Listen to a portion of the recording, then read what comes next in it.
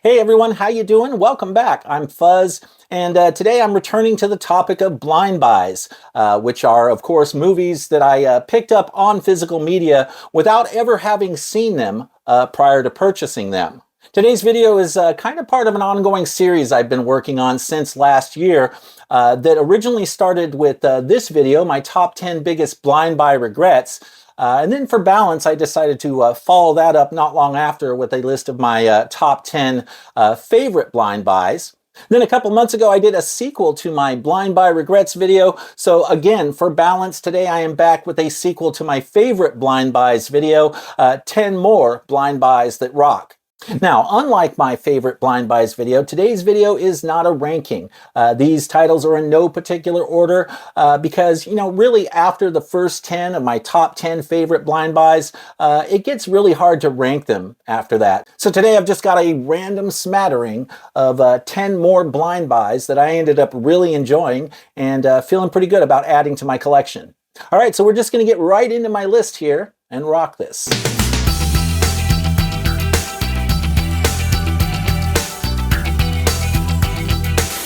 All right, so starting off with my first blind buy that I was pretty happy about picking up, Action Jackson from 1988.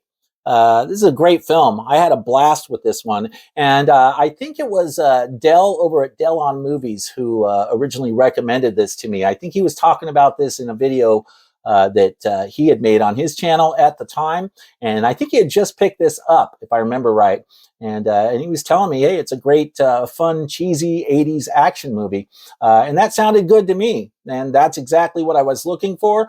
And this one absolutely delivered on that. It is a fun, cheesy, badass 80s action film. I always like Carl Weathers in anything I've seen him in, but I don't have a whole lot of Carl Weathers in my collection. And part of the reason I picked this one up is because I wanted to add a little bit more Carl to my collection. But he's not the only good thing about this movie. You got Craig T. Nelson in this movie as well, who plays the villain, and he's awesome as the villain. It's one of my favorite performances I think I've ever seen from Craig T. Nelson. He was great in this. And then you also got Vanity in this and an early performance from Sharon Stone as well. So it has a notable cast. So this just ended up being the kind of film that gave me exactly what I was looking for when I went into it. So yeah, if you're a fan of cheesy 80s action movies and you're a fan of Carl Weathers and you don't have this in your collection, this is one I'd recommend checking out at some point. So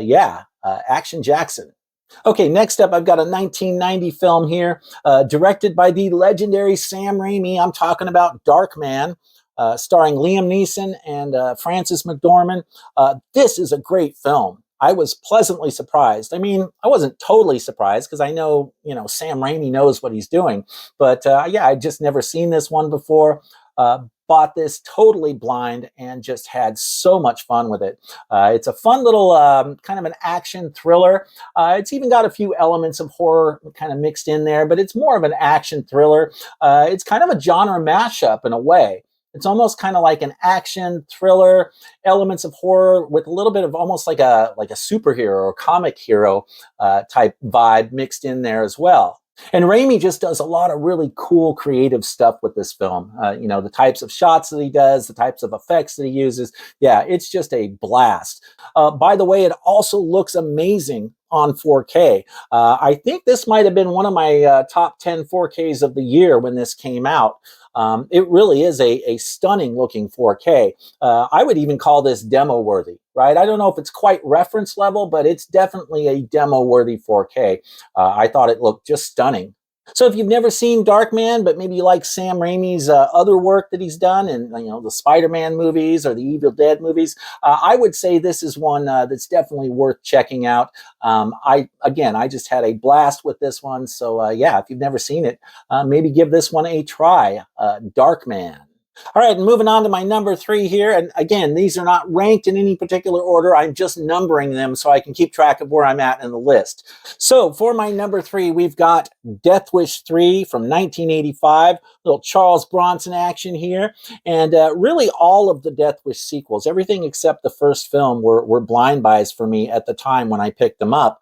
This one, the funny thing about this is not only did I end up enjoying this film, but it became my favorite Death Wish movie. I like this more than all of the others. Now they're all pretty fun, right? But and I like number two quite a bit as well. In fact, prior to seeing this, I liked number two more than the first one. But yeah, once I saw this, it became my favorite Death Wish movie, and it's just so much fun. And the good news is this is actually coming to 4K. We just got an announcement within the last couple days from Kino Lorber that they are going to be releasing this on 4K, and I'm really happy about that because I have the first one and the second one in 4K, and it's kind of bummed me out that I didn't have my favorite Death Wish movie on 4K. But I'm glad to hear we're finally getting it. That seems right. That just seems as it should be. So yeah, Death Wish 3, a killer movie. If by some chance you've never seen the Death Wish movies, you should definitely check them out. And your own mileage may vary on this. Maybe you'll like Death Wish 1 and 2 more than 3. But for me, 3 is absolutely my favorite in the franchise. So yeah, for my number 3, Death Wish 3. All right, and moving right along to my number 4 here, we've got a title that I was really anticipating for a long time. In fact, this title, if this had been released prior to me doing my top 10 favorite blind buys list, this probably would have been on that list. And I'm talking about the 1983 film The Keep, directed by Michael Mann. You can make the case that this was almost kind of like a long lost film. Not quite. It did get a DVD release in 2020. It took them that long just to release this on DVD. And it was I think it was some boutique somewhere. I don't even remember who released it on DVD, but this had never received a Blu-ray release and certainly not a 4K release prior to this release. And this is a 4K release from Vinegar Syndrome. In fact, this thing was so sought after. When Vinegar Syndrome finally announced it and like put the pre-orders up, it sold out in less than 2 days. The whole thing, their collectible editions, sold out in less than 2 days. In fact, I think even the standard editions that they had sold out at that time. Now you can still get the standard edition of this, but you can't get the nice chunky box that I have here anymore, unless you take to eBay and you're willing to pay an arm and a leg for it.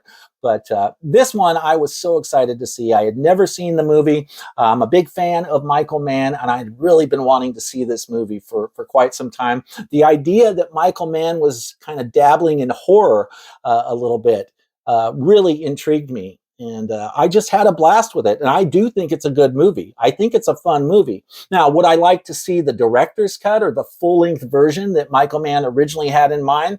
Yeah, absolutely. I mean, this film does have problems. The visual effects guy, apparently he passed away before the end of the film, before they could complete this film. And Michael Mann had to like complete all the visual effects shots himself. And the guy that passed away like took all his secrets to the grave with him or something like that. And then Paramount came along and then cut this film to shit for the theatrical release, leaving out a lot of important context and really screwing with Michael Mann's vision for the film. And I would love to see Michael Mann take an interest in this film again. I know he had basically disowned this film for many, many years. And I don't know where he's at on it now, but I sure would love to see him return to this and give us the full version that he originally intended, or at least something approximating that.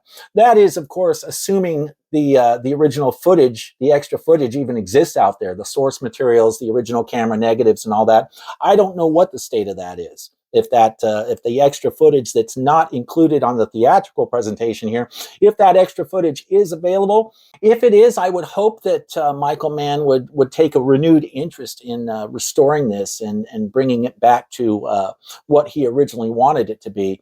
Now, if he did that, it's possible he'd have to like do some modern visual effects to kind of like fill in the gaps. I don't know, but boy, wouldn't that be something to see the full-length version of this? I don't remember how long it was. His original version, I think, was like 2.5, 3 hours. I think it was like a 3-hour cut or something like that. And Paramount they just weren't having it at all, which is a bummer because that's the cut I would have loved to have seen.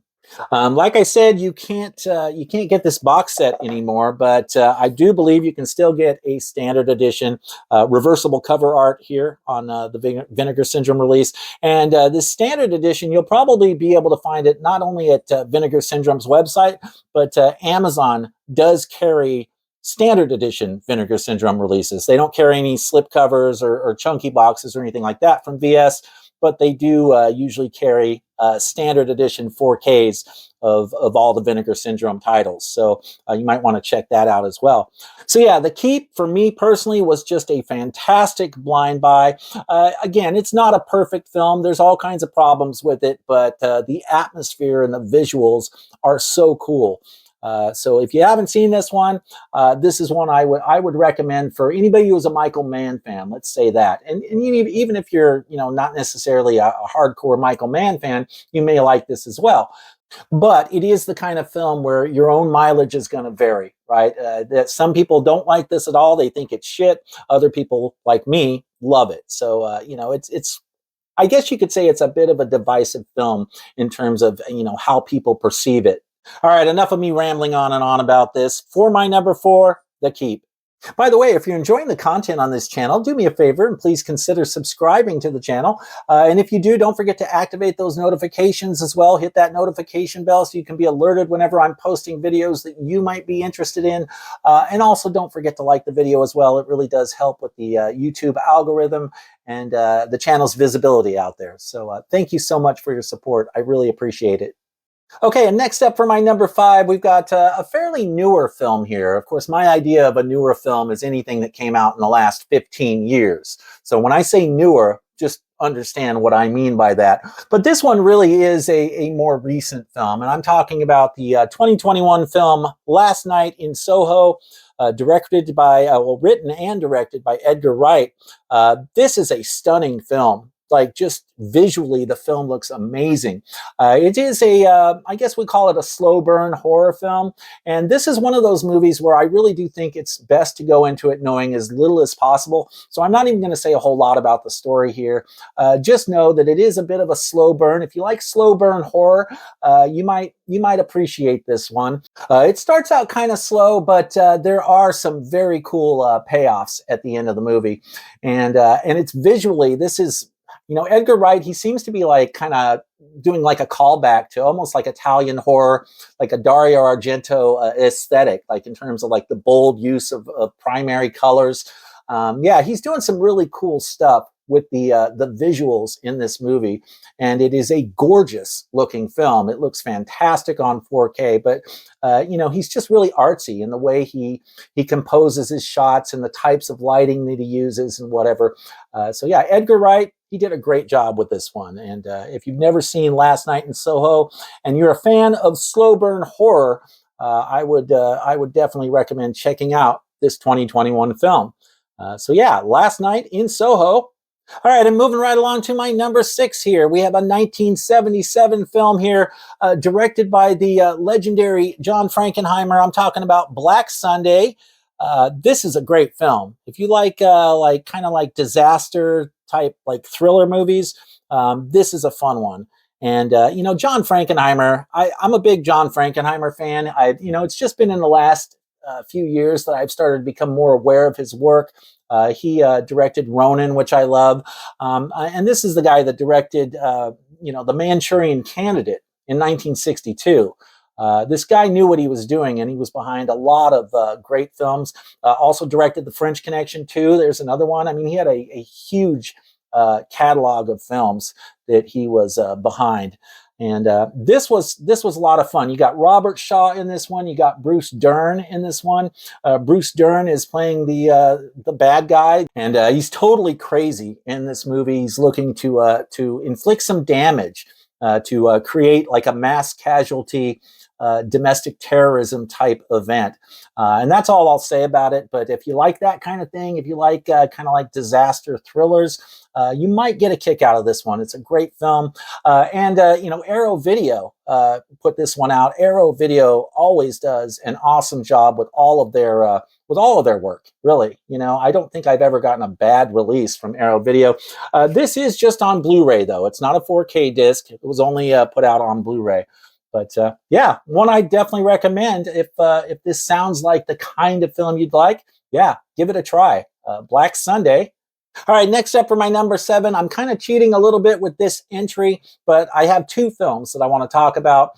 Films that were part 2 and 3 of a trilogy. Right, I had seen the first film in the trilogy, but not the other 2 installments. And I'm talking about the movies Split and Glass from 2016 and 2019, respectively.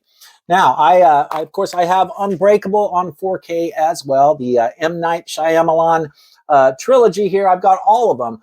This one, of course, wasn't a blind buy. I had seen this film many years ago and always liked this one, but I had never seen Split or Glass, and I ended up really liking these movies. First off, let's talk about Split for a second here. James McAvoy, I mean, this was an Oscar-worthy performance. I was really taken by surprise at how good this film actually is. And you got Anya Taylor-Joy in this as well. She does a great job as well. But James McAvoy, wow, it is a masterclass in acting. It's an absolute masterclass. He plays a guy with split personality, right? Like 23 different personalities. And he's got to make this work. He's got to somehow find a way to portray all these different personality types. And he really does pull it off. I really think that, I don't know, I feel like he should have been nominated for this and won an Oscar for Best Actor for this film because he did a fantastic job with this movie. I didn't even know he had that kind of acting in him. You know, I've seen him in other films over the years, but I didn't know he was that good. And yeah, he is that good. So, and then Glass, you know, Glass is the one I really wanted to see. I wasn't originally even interested in seeing Split, but I wasn't just going to watch Glass without having seen Split, the second installment in the trilogy, right? But this one I ended up really enjoying.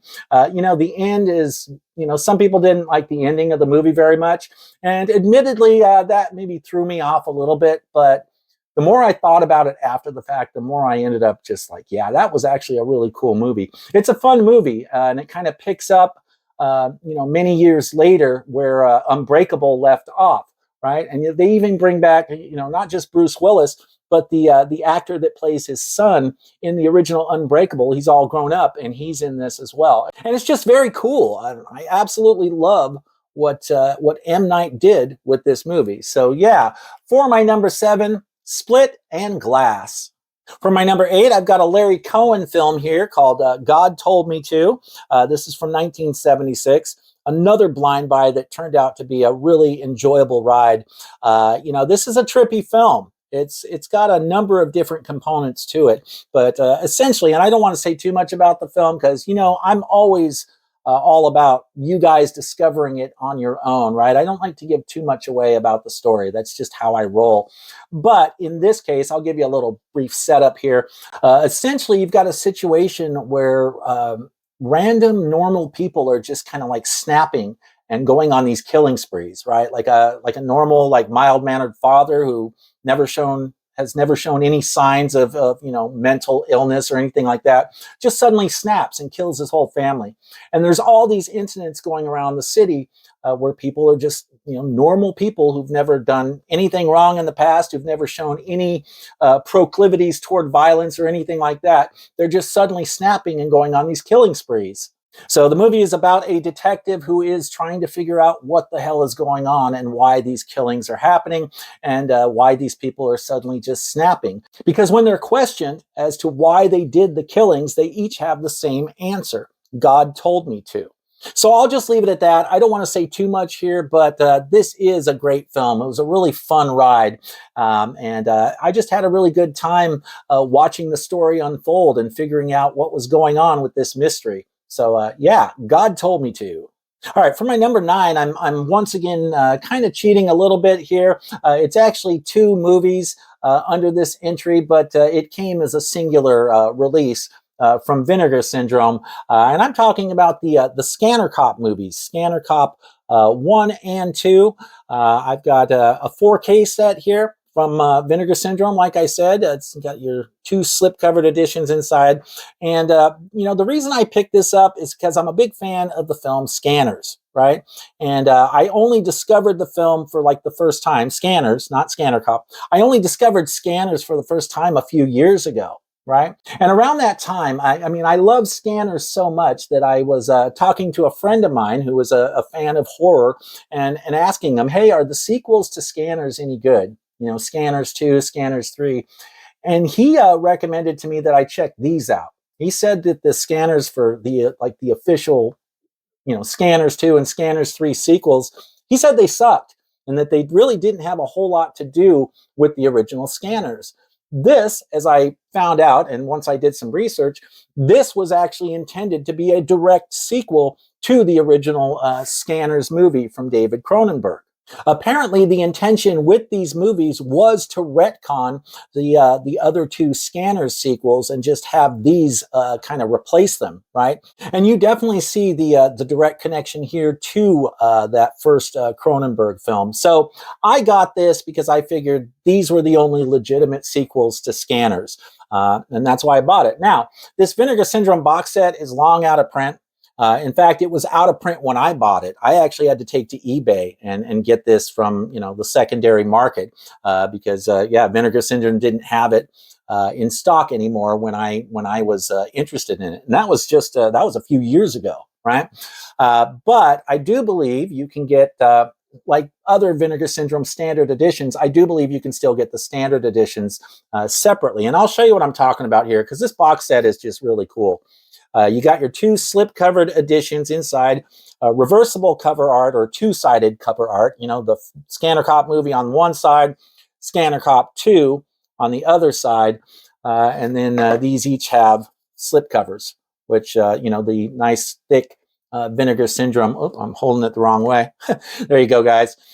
Scanner Cop and Scanner Cop 2. Now, what I was saying here is I think the only way you can get these films now is just like the standard edition from Vinegar Syndrome, right? And I believe Amazon carries these as well. You can buy these on Amazon, the standard editions, no slip covers. So if you do want these films, you can still get them in your collection. It just might be a little harder to find the cool box set I have without spending an arm and a leg on eBay or some other secondary source. But these movies are so much fun, and they have some really fantastic practical effects as well. They look really good in 4K as well. So yeah, if you don't have the Scanner Cop movies, I would definitely recommend them for fans of the original Scanners. So yeah, Scanner Cop 1 and 2.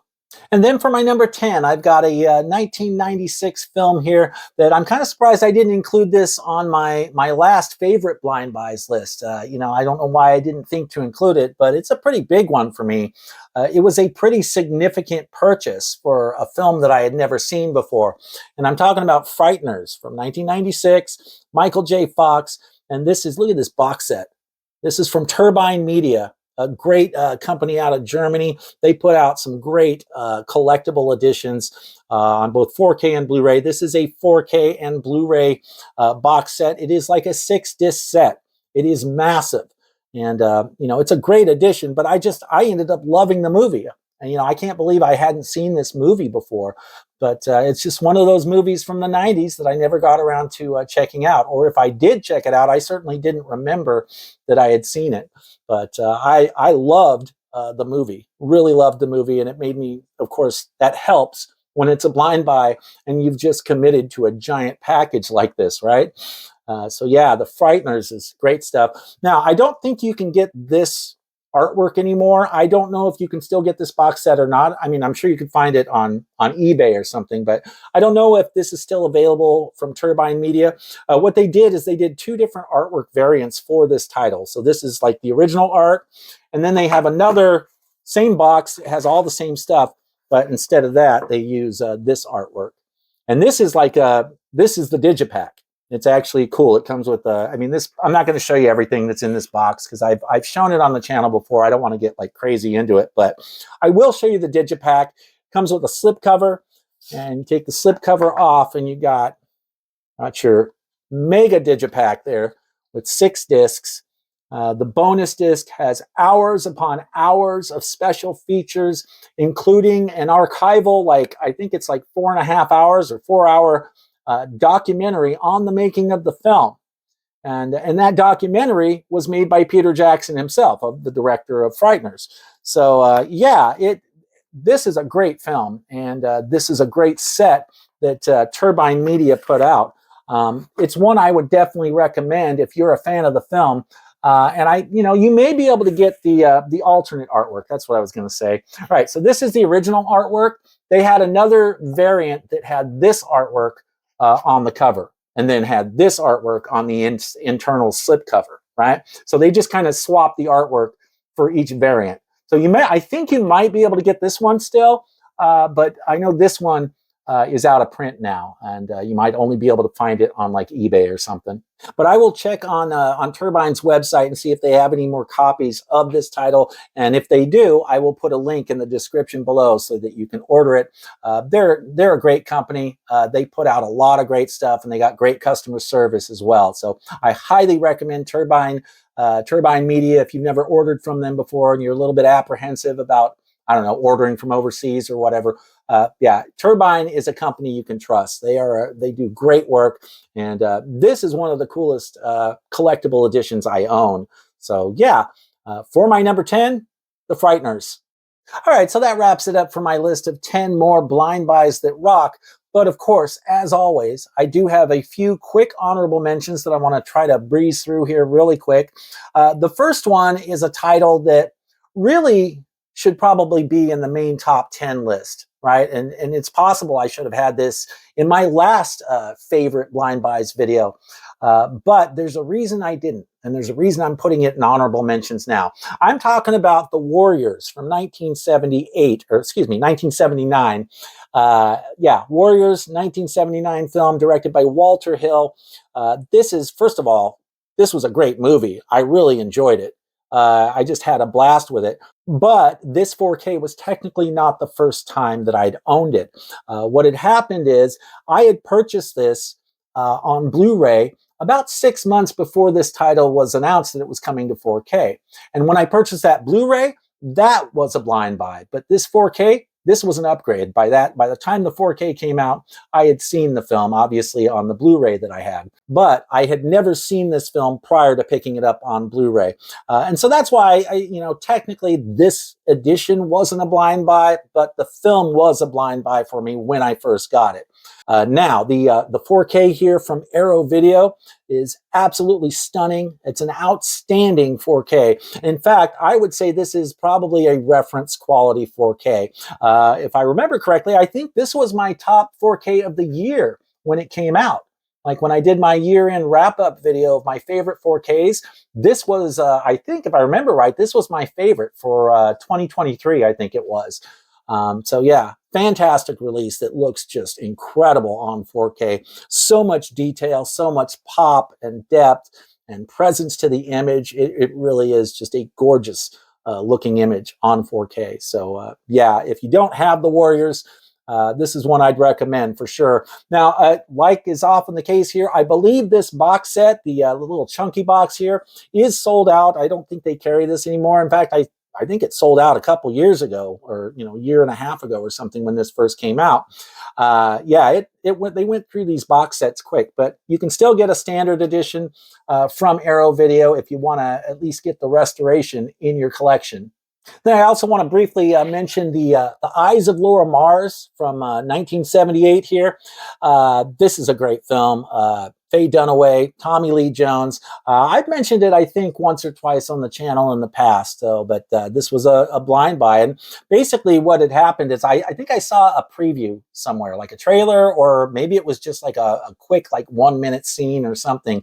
And it was Tommy Lee Jones, and a younger Tommy Lee Jones that I had never seen before. I was like, what is that movie? And then someone said which movie it was, and I immediately went and bought it, and I loved it. So it's a fun little thriller here, almost kind of like a giallo in a way. It's kind of like, it's an American film, but it's reminiscent of like an Italian giallo. So yeah, good one. The Eyes of Laura Mars. And then my last couple honorable mentions here are actually a couple newer films within the last few years here. The first is a Robert Rodriguez film, Hypnotic, starring Ben Affleck and William Fichtner's in this. It's a fun little kind of an action thriller. suspenseful film. It's fun. I enjoyed it, but it's best to go into this not knowing anything about the film. I don't even know if I would recommend reading the synopsis before you watch it. I think it's the kind of film that works best if you just don't know anything about it going into it. I've always enjoyed Robert Rodriguez's work, especially movies like Planet Terror. I love that. But this was a fun film. And I feel like, and Alita Battle Angel, that was another great Robert Rodriguez film, Alita Battle Angel, where he worked with James Cameron on that one. And if you haven't seen Alita Battle Angel, that's a really good one too. In fact, you know what? That should have been here too. That's a really good one. Let me find it. Hang on a sec here. I've got it right here. Yeah. Alita Battle Angel. While we're at it, I don't remember when this came out. I think 2019, I think. The text is a little too hard for me to try and read right now. But anyway, yeah, this is a great 4K, another Robert Rodriguez film that I bought blind, never having seen it, and I absolutely loved it. Great film, great little sci-fi action flick. Really cool stuff. So yeah, Alita Battle Angel. I wasn't even planning on talking about this one, but I was just thinking about it in the course of, Hypnotic here. So anyway, so Hypnotic, Alita Battle Angel, some great Robert Rodriguez blind buys for me. And then finally, for my last honorable mention here, I've got an Antoine Fuqua film here that I feel like kind of was under the radar for a lot of people. I feel like I don't ever hear anybody talking about this film. But I'm talking about the 2021 film Infinite, starring Mark Wahlberg and I don't even know how you pronounce his name, Twyla. Is that how it's pronounced? Anyway, they're both in this, and it's a fun ride.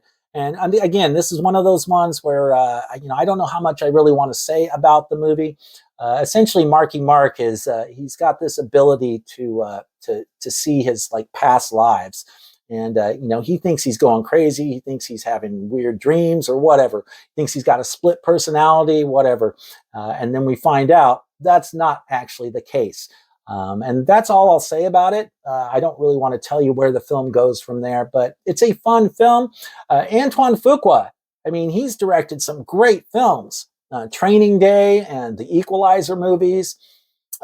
Shooter, the Mark film Shooter, right? That was a great one. That's a comfort movie for me that I find to be highly rewatchable. Olympus Has Fallen.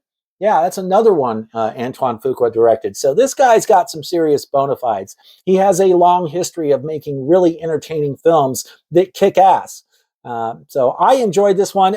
Now, if I'm being fair, this isn't anywhere near as good as Training Day or the Equalizer movies. But it is an entertaining ride. If you're looking for an evening's worth of entertainment and you like Antoine Fuqua's style, this is one you might want to check out. So yeah, for my last honorable mention, Infinite. Okay, so that about wraps it up for my list of 10 more blind buys that rock. Let me know what you think in the comments down below. I always love hearing from you guys. What do you think of the titles on my list today? And what are some of your favorite blind buys that rock? Yeah, make sure you leave me some feedback down below because I always love hearing from you guys and chatting and interacting with you guys in the comments below. Now stay tuned because my next video is going to be the channel update video. It'll be out later this week, and I'm going to be making the switch over to all my new gear. The look of the channel is going to change a little bit. So I mean, it's not anything too major, but I do have a whole new setup of gear that I'm going to be using. Instead of this lapel mic, I'm going to have a boom here with a decent mic. I'll be wearing headphones. My hair will even be cut. I'm going to do something about this mop on top of my head. So, and then the background's going to change a little bit. You're going to see a little bit more in the background than you're able to see right now. You get a little bit of a different perspective.